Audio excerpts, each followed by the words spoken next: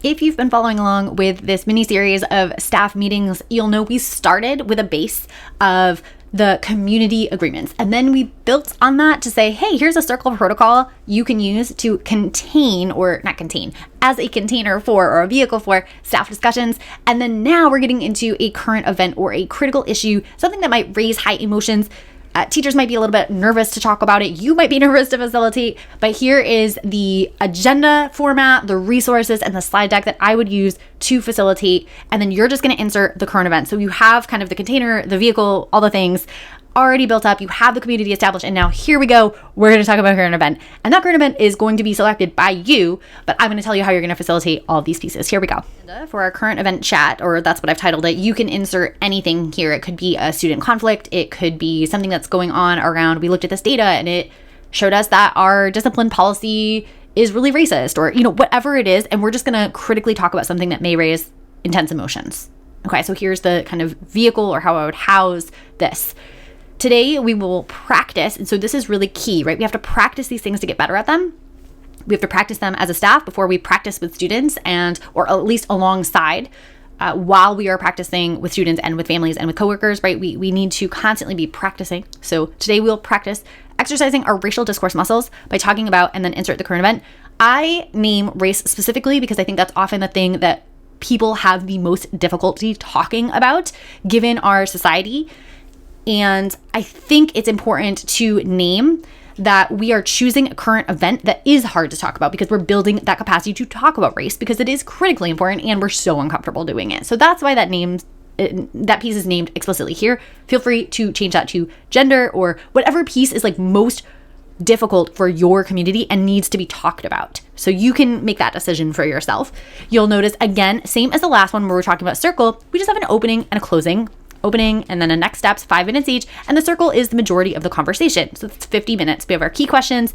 We also have that circle planning template that I showed you in the last video where we're talking about circles. The issue-based circle template, which is on page 2 of that resource, is slightly adapted and more personalized for a conversation like this versus the first page. So I would just call that out again. Let's go ahead and check out the slides.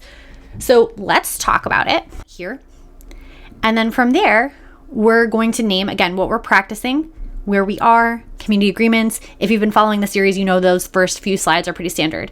Now, full circle, and I added this banner as an option, so feel free. In previous agenda templates, slide deck templates, I didn't use this, but I like this idea, and I've been playing with this idea of like the header as saying where we are from a pedagogical perspective, right? You're working with staff who are eventually going to use this with students. And it's a nice cue to say like, okay, full circle, that means everyone's going to get to answer versus you verbally saying that. It's just like there on the side somewhere. So full circle, it's our opening ceremony. What word comes to mind when you see, and then you can insert whatever here. So we use this as a staff meeting when I was a teacher, and we co-facilitated a circle conversation during the 2016 election. So what word comes to mind when you see the word Trump is what we used. And so we had an honest conversation about him as a candidate and the impact on ourselves and on students, right? And so this is what we started with, just what word comes to mind? One word, right? So it's a short opening ceremony. Then we might pause here to share some context. You might not have everyone in your staff be familiar with whatever current event you want to talk about or whatever situation that happened in your school, whatever. Take 2 or 3 minutes to share a resource. This might be you talking. This might be we're reading an article together. It might be we're watching a short news clip. Ground everyone in the same piece of knowledge or set of facts. Then here's the kicker. The full circle is going to be to make a connection. It's not going to be to grapple with a big question. It's not going to be to take a position or debate. It's going to be make a connection. These are the ones I often share with students. I think they work well for staff as well. Personal experience, so connect to, in my personal experience, this happened, and that connects to this current event or whatever.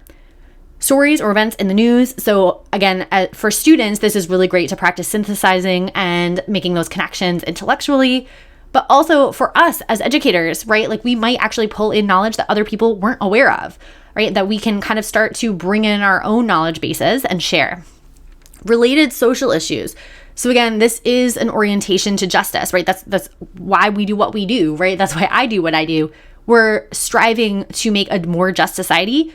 So we can connect to other injustices or acts of pursuing justice, whatever is related. We can connect to a text. This might be a book we read. It might be a song we listened to, or a song that's popular right now. It might be a movie that just came out or that our students have been talking about. Whatever it is, we can connect to a text. And again, text is very broad. It's not just a written text. It could be the context of the world. It could be anything where students are kind of getting information, or we as adults are getting information, or it could be another class. So I teach this class, it connects to my class in this way, or it connects to this other class that I took as a graduate student, or when I was in high school or whatever. It connects to classes. Here's an opportunity for us as educators teaching those classes to connect this. However you want to position this, this is the list I often share. Then invite people to one more full circle where we're asking about the discussion skill or skills that feel strongest to us and which we most want to strengthen. So again, this is all to practice skills.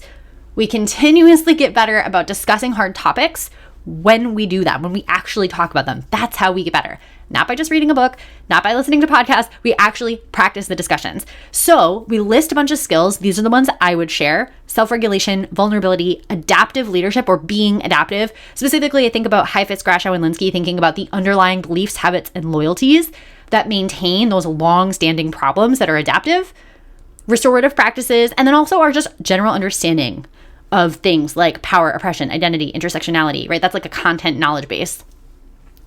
Think about which of these feel strongest to each person and which they want to strengthen. So they're kind of sharing a glow and grow.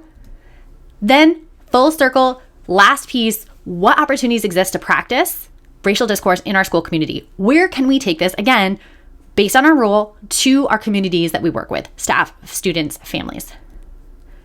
Name that resource, that page 2 of the template, is in their agenda, and then invite them to share feedback. I've already gone over 5 minutes in this video, so I won't keep you long. I'm excited to hear how you implement. If you have questions, let me know, and make sure you sign up for the free resource, which is going to send you 4 staff meeting agendas with the slides with all the things.